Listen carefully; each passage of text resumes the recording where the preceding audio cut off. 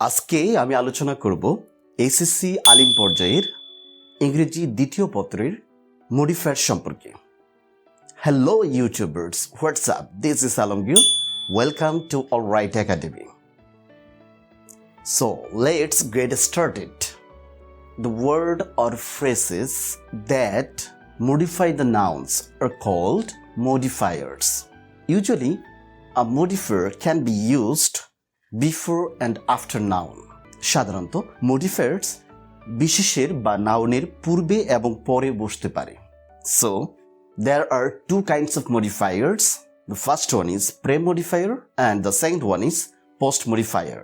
The modifiers which are used before the noun to modify that noun are called pre-modifiers. নাউনের পূর্বে বসে নাউনকে বিশেষায়িত করে এরকম শব্দ বা শব্দগুচ্ছকে আমরা pre-modifiers বলি। If a modifier used after the noun, then it is called post-modify. সাধারণত modifiers adjective হিসেবে কাজ করে। modifiersকে qualifier, quantifier এবং intensifier হিসেবেও আখ্যায়িত করা হয়। modifiers ব্যাকরণিক ধারণা থেকে উৎপত্তি লাভ করে, তাই modifiersকে বিভিন্ন ভাগে ভাগ করা হয়, যেমন noun, adjective, adverb, participles, possessive, appositive, compounds, determiners, articles, prepositional phrase, relative clause, infinitive phrase ইত্যাদি। So what is noun? The naming part of a speech is called noun. তো শিক্ষার্থী বন্ধুরা, নাউন বা বিশেষ্য কাকে বলে? উক্তির যে অংশটা কোনো কিছুর নাম বোঝায় তাকে নাউন বলে। তাছাড়াও তুমি যদি শব্দের শেষে কোনো একটা ইংরেজি শব্দের শেষে নেশনস সংযোজন করে ডমহুড আর ম্যানকে আইটিটি জানালো পাও, তাহলে তাকেও নাউন বলা হবে। For example, if you got education, then you can find at the last of the word is shone. If there is shone, then it is called a noun. Happiness. This word contains ness, N-E-S-S. Independence, that contains ends, E-N-C-E. Prosperity, development, helper, teacher, childhood, boyhood, freedom. All of these words contains nation সংযোজন করে ডম hooter ম্যানকে ITT জানালো। যেহেতু এই শব্দগুলো, যে শব্দগুলো আমি একটু আগে উচ্চারণ করলাম, সেই শব্দগুলোর শেষে নেস, এন্স, শন, জন, ডম হুড, আর, ইয়ার, ম্যান্ড এগুলো রয়েছে, টি আইটিটি রয়েছে, তাই এগুলোকেও নাউন বলা হবে। তো শিক্ষার্থী বন্ধুরা, আজকে আমি আলোচনা করব ডেমনস্ট্রেটিভ প্রোনাউন সম্পর্কে। ডেমনস্ট্রেটিভ প্রোনাউন এর বাংলা হলো নির্দেশক সর্বনাম। So what is demonstrative pronoun? A demonstrative pronoun is a pronoun used to point to a specific persons, people or things. তো শিক্ষার্থী বন্ধুরা, ডেমনস্ট্রেটিভ প্রোনাউন আসলে কি? ডেমনস্ট্রেটিভ প্রোনাউনগুলো হলো যেগুলো কোনো ব্যক্তি বা বস্তুকে নির্দিষ্টভাবে নির্দেশ করে থাকে। For example, this, that, these, those are called demonstrative pronoun. তো শিক্ষার্থী বন্ধুরা বুঝতেই পারছো, ডেমনস্ট্রেটিভ প্রোনাউন বলতে সাধারণত এই চারটা ওয়ার্ডকে নির্দেশ করা হবে: দ্যাট, দ্যাট, দিস, দোস। তো আমি জানি তুমি বুঝতে পারছো দিস সাধারণত কেন ব্যবহার করা হয়। দিস সাধারণত সিঙ্গুলার নাউনের পরিবর্তে ব্যবহৃত হয়। দিস দ্বারা নিকটবর্তী কোনো ব্যক্তি অথবা বস্তুকে নির্দেশ করা হয়। দিস দ্বারা সাধারণত নিকটবর্তী কোনো কিছুকে বোঝানো হয়, আর দ্যাট দ্বারা দূরের কোনো বিষয়কে বোঝানো হয়। তো ইউটিউবার্স, তোমরা বুঝতেই পারছো ডেমনস্ট্রেটিভ প্রোনাউন সাধারণত ব্যক্তির পরিবর্তে, প্রাণীর পরিবর্তে এবং যে কোনো বস্তুর পরিবর্তে ব্যবহৃত হতে পারে। A demonstrative pronoun can be used to refer to either people, animals or object. For example, this is my friend, Mr. Anis. Here, this is called demonstrative pronoun, and this pronoun has been used there for a person, Mr. Anis. That was a rat. Here, that is called demonstrative pronoun, and this, that has been used there for a animal. Those are your books. Here, those is called demonstrative pronoun, and those has been used there for objects, books. একটি demonstrative pronoun subject এবং object দুইভাবে ব্যবহৃত হতে পারে। যেহেতু প্রোনাউনের কথা বলতেছি, তাহলে নাউনের নিয়ম যেরকম হবে ঠিক ডেমনস্ট্রেটিভ প্রোনাউনও নাউন যেখানে বসতে পারে ঠিক সেভাবে ডেমনস্ট্রেটিভ প্রোনাউন বসতে পারে। আর demonstrative pronoun can be used both as either a subject or an object, such as you need new books, these are old, these are the subject of the sentence, and this is also a demonstrative pronoun. Here that is an object, that is also a demonstrative pronoun. এখানে বোঝাই যাচ্ছে যে demonstrative pronoun সাধারণত দুই ধরনের রয়েছে। একটি হলো সিঙ্গুলার বা একবচন, একটা ব্যক্তি, প্রাণী বা বস্তুকে নির্দেশ করে। আরেকটি রয়েছে প্লুরাল ডেমনস্ট্রেটিভ প্রোনাউন, যেটা বহুবচন হয় ওই একবচন প্রোনাউনের। So there are two types of demonstrative pronoun: singular demonstrative pronoun and plural demonstrative pronoun. This and that are called singular demonstrative pronoun. These and those are called plural demonstrative pronoun.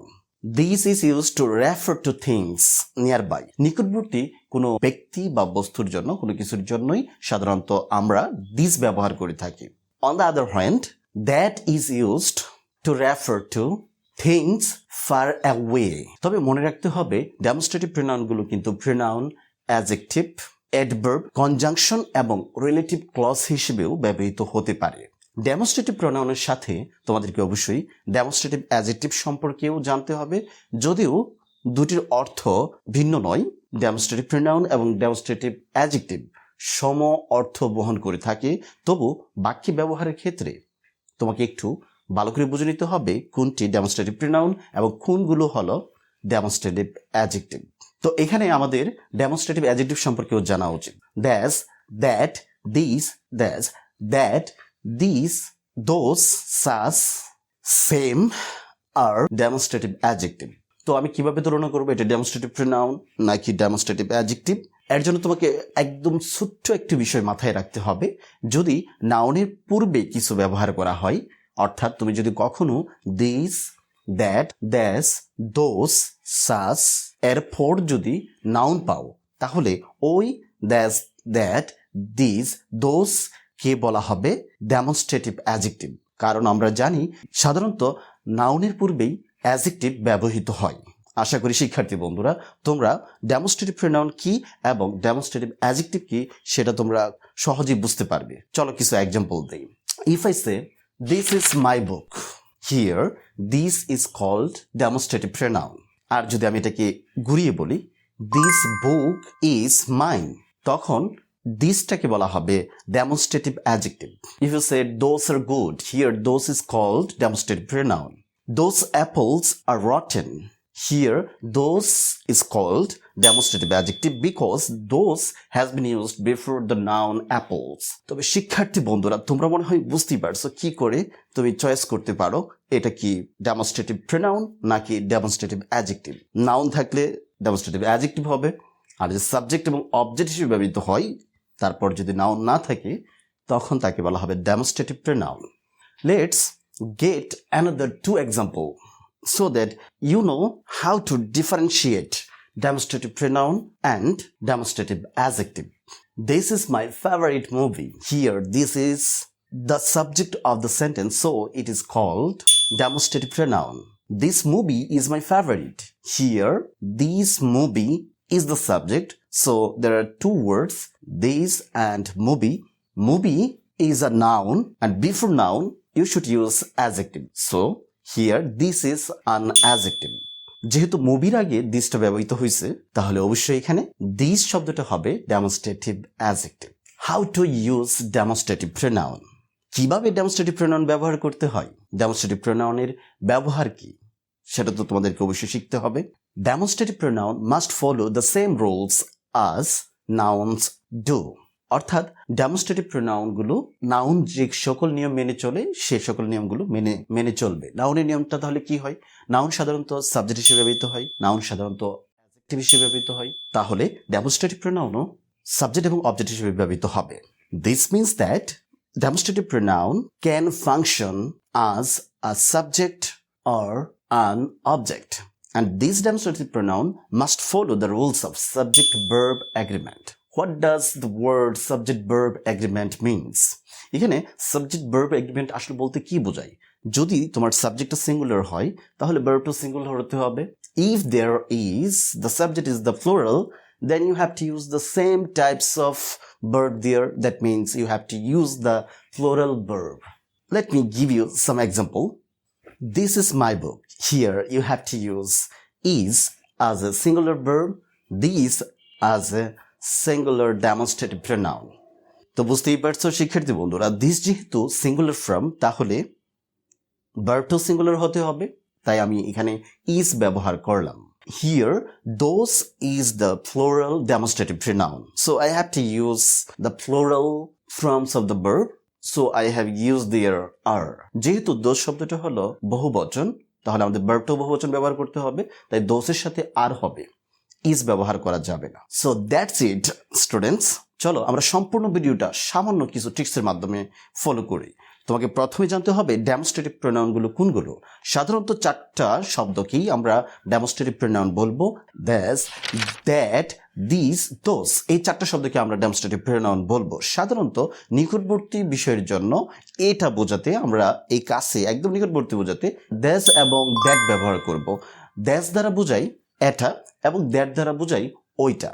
সাধারণত নিকটবর্তী বিষয়ের জন্য ব্যবহার করব that's এবং this, আর দূরবর্তী বস্তুর জন্য ব্যবহার করব দ্যাট এবং দোস। তো বুঝতেই পারছো, এখানে দ্যাস অর্থ হলো এটা, দ্যাট অর্থ হলো ওইটা, আর দিস অর্থ হলো এগুলো, দোস অর্থ হলো ওইগুলো। যদি আমরা কখনো এটা বলি তাহলে দিস ব্যবহার করব, যদি আমরা ওইটা বলি তাহলে দ্যাট ব্যবহার করব, যদি আমরা এগুলো বলি তাহলে দিস ব্যবহার করব, যদি আমরা ওইগুলো বলি তাহলে দোস ব্যবহার করব। আশা করি তোমরা সবাই বুঝতে পারছো। So students, see you again in another video.